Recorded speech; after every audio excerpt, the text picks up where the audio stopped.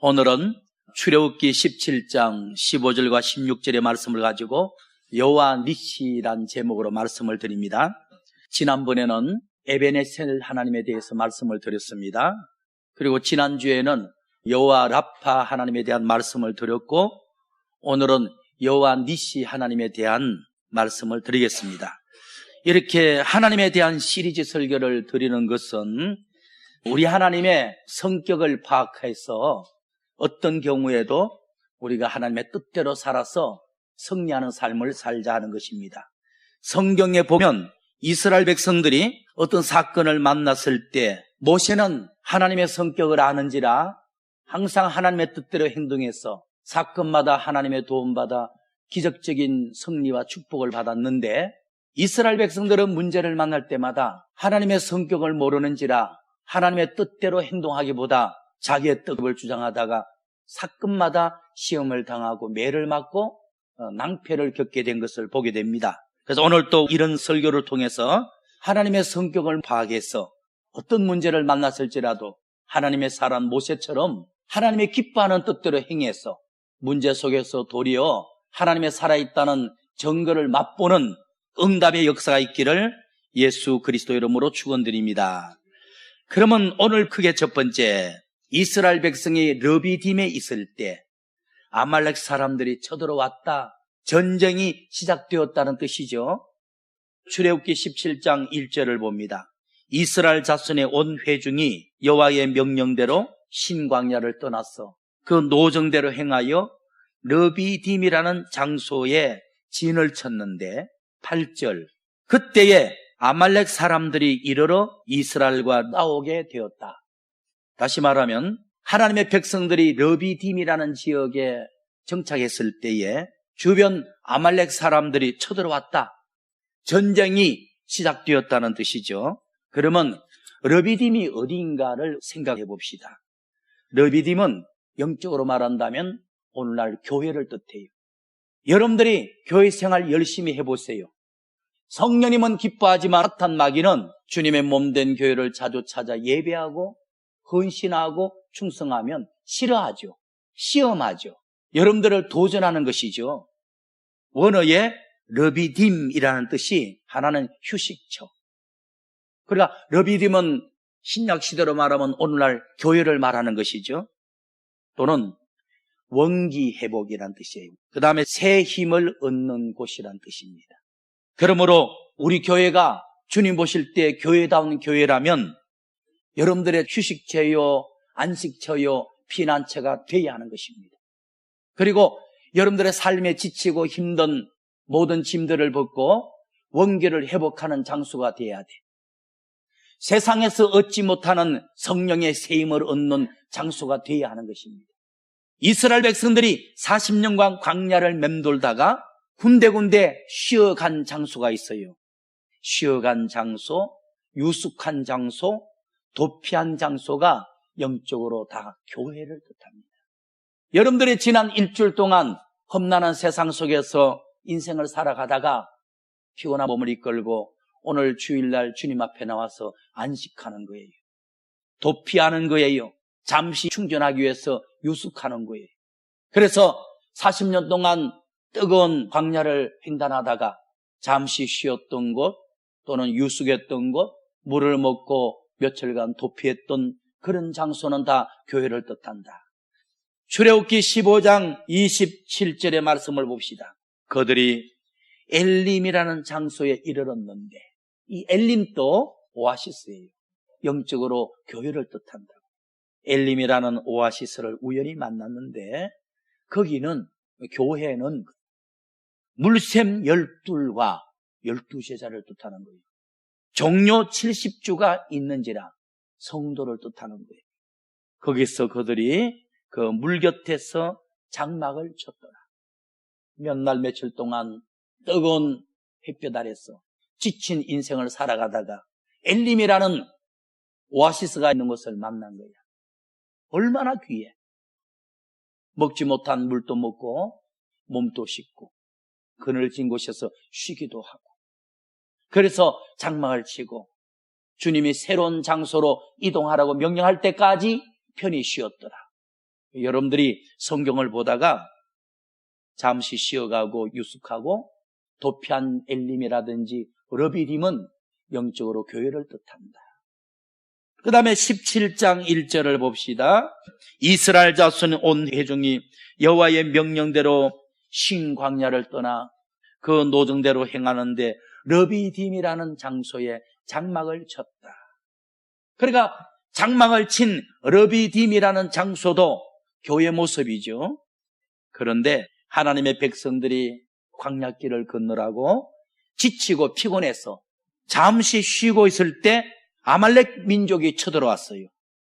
그러면 이스라엘 백성들이 광야길을 살아가다가 지친 몸을 쉬고 잠시 목을 축이기 위해서 쉬었던 르비딤이라든지 엘림은 신약시대 교회를 뜻한다면 그들이 지친 몸을 좀 쉬고 있을 때 이스라엘 민족을 쳐들어오고 괴롭힌 아말렉은 누구냐? 사탄의 모습이죠. 이스라엘 백성들이 오늘 하나님의 백성인 그리스도인이라면 아말렉 사람들은 하나님의 백성들을 시험하고 괴롭히는 사탄과 귀신의 모습인 것입니다. 지금 또 사탄 마귀는 틈만 생기면 여러분들을 시험하려고 굶주린 사자처럼 기회를 엿보고 있는 것입니다. 에베소서 4장 27절의 말씀 봅니다. 해가 지도록 분을 품지 말고 마귀가 틈을 타지 못하게 하라. 사탄 마귀는요, 틈만 생기면 삐집고 들어와서 여러분들을 괴롭히는 거예요. 그러면 과거에는 내 삶에 사탄 마귀의 시험과 풍랑과 환난이 많았는데 지금은 어떻게 됐는지 사탄 마귀의 시험이 도전이 별로 없다. 그게 뭔 줄 압니까? 여러분들이 흠이 없고 틈이 없으면 사탄 마귀라도 강제로 삐집고 돌아서 역사를 못해요. 여러분들이 마음문을 열지 않으면 하나님도 여러분들을 붙잡아 줄 수 없고 응답을 줄 수가 없어요. 모두가 나에게 달렸다는 거예요. 내 마음문을 열고 부르짖을 때 하나님도 도와줄 수가 있고 내가 틈이 있을 때 사탄 마귀가 걸고 넘어지는 거예요. 사탄 마귀가 여러분들이 틈과 약점이 있을 때 걸고 넘어진다는 거예요. 과거에 비해서 지금은 시험이 별로 없다. 과거에 비해서 약점이 많이 메꿔진 거죠. 믿음이 장성해진 거죠. 그리고 앞으로도 내가 마귀에게 틈만 보이면 사탄은 나를 걸고 넘어지고 시험한다 하는 것을 유념하셔야 돼요. 베드로전서 5장 8절의 말씀을 보겠습니다. 건신하라 깨어라 너희 대적 원수 마귀가 우는 사자같이 두루다니며 삼킬 자를 찾고 있나니 라고 말씀했어요. 이게 보니까 굶주린 사자가 배고파서 먹잇감을 찾기 위해서 어른거리고 기회를 엿보는 것처럼 사탄 마귀는 예나 지금이나 한 사람이라도 더 삼키고 넘어뜨리려고 틈을 노리고 있다는 거예요. 누가복음 4장 13절의 말씀을 보겠습니다. 사탄 마귀가 40일 금식하는 예수님에게 찾아와가지고 3번씩이나 시험을 했어. 근데 예수님을 시험해도 꼼짝 안 하니까 사탄 마귀가 철수를 했어요. 영원히 철수했을까요? 누가복음 4장 13절에 마귀가 예수님에게 모든 시험을 다 해본 후에 꼼짝하지 않자 얼마 동안만 떠나가니라. 하물며 하나님 아들 예수님에게도 온갖 시험을 하다가 넘어지지 아니하니까 얼마 동안만 떠나간 거예요. 또 기회가 되면 바리새인을 또는 사두개인을 앞세웠어. 제사장을 보냈어. 빌라도를 통해서. 결국은 예수님을 죽이는 일까지 한 거예요. 여러분들 과거에 비해서 지금은 사탄 마귀가 시험 안 한다. 그만큼 사탄 마귀에게 틈이 없다는 거지. 이제 메꿔졌다는 거지. 그러나 사탄 마귀는 예수님에게도 잠시 떠났을 뿐이야. 또 때가 되고 기회가 되고 틈이 생기면 오는 거예요.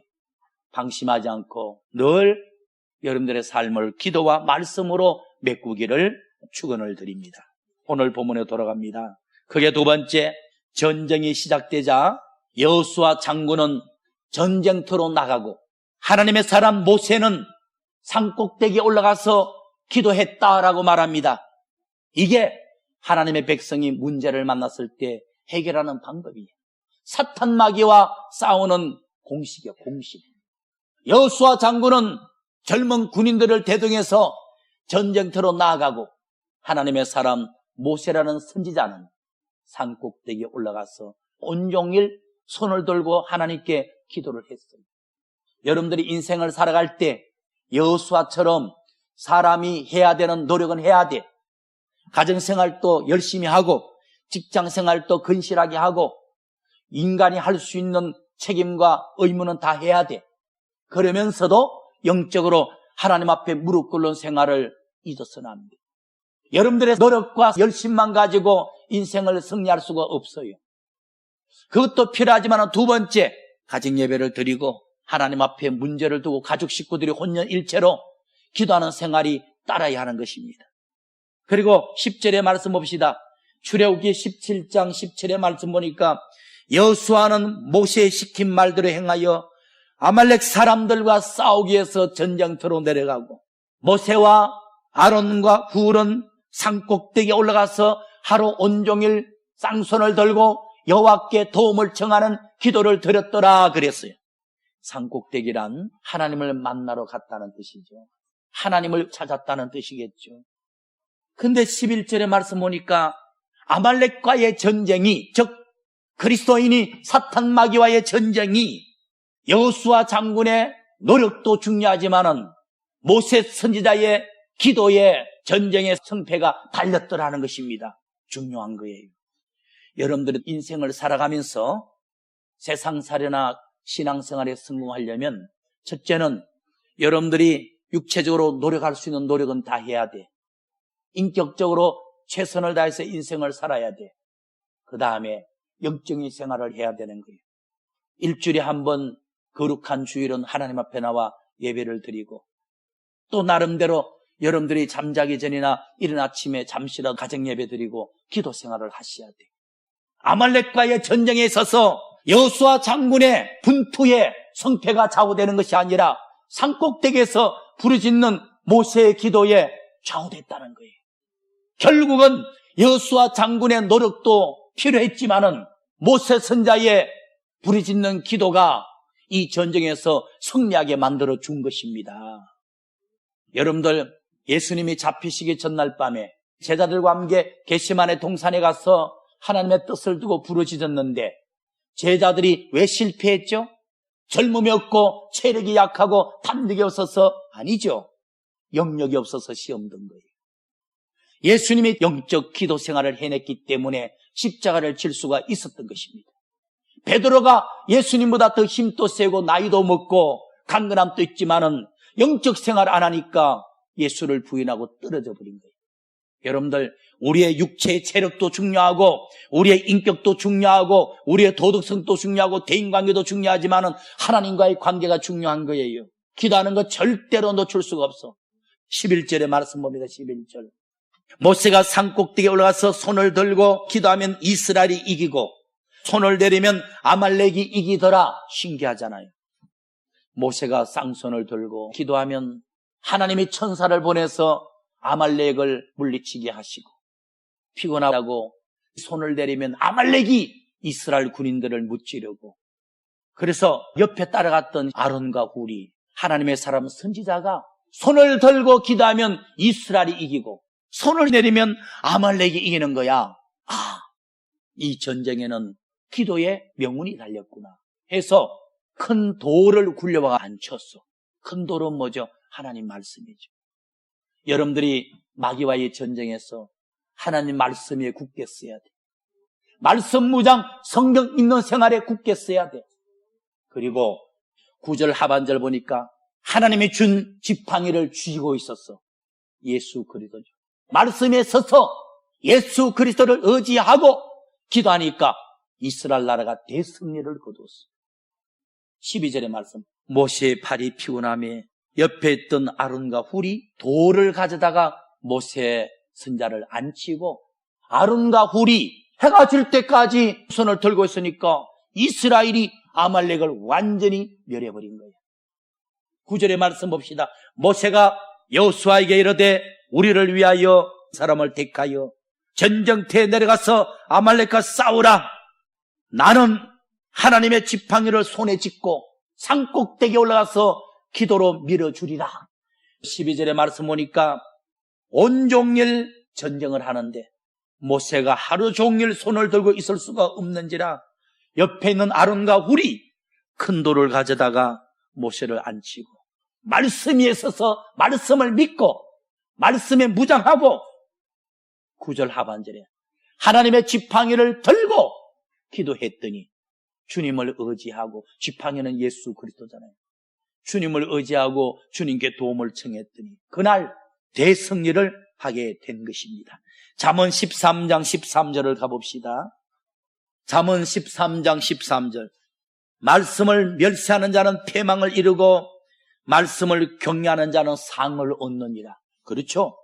여러분들의 삶에 하나님 앞에 예배드리기에 힘쓰고 그 다음에 성경 읽는 생활, 기도하는 생활, 이것만 있으면 승리해요. 복을 받아요. 교회 예배든 가정 예배든 예배 중심, 그 다음에는 성경 읽어서 말씀 위에 써야 돼. 그리고 주님 붙잡고 기도하셔야 돼. 이 세 가지만 있으면 복을 받아요. 모세가 돌 위에 앉은 것은 말씀 위에 서라는 거야. 그리고 하나님의 지팡이를 쥐고 기도한 것은 주님을 의지하고 도움을 청하라는 거예요. 그래서 아말렉과의 전쟁이 여호수아 장군의 병법에 있고 용기에 있지 않고 모세 선지자의 기도에 있었다는 겁니다. 기도에 좌우됐다는 거예요. 그리고 모세가 혼자 기도한 것이 아니라 우측에는 아론이, 좌측에는 훌이 같이 손을 붙잡고 합심으로 기도했을 때 놀라운 일이 벌어졌잖아요. 여러분들이 몸된 교회를 찾아 합심으로 기도하는 거 중요한 거예요. 여러분들의 가정에도 문제를 두고 혼자 기도하는 것도 좋지만은 온 식구들의 제목을 두고 합심으로 기도하는 게 좋은 거예요. 사도행전 12장 5절 말씀 보겠습니다. 이에 베드로는 낮에 복음을 전하다가 감옥에 갇혔고 교회에는 밤새워서 그를 위해서 합심으로 기도하더라. 6절에 보니까 베드로가 손발이 쇠사슬에 매여서 잠을 자는 거야.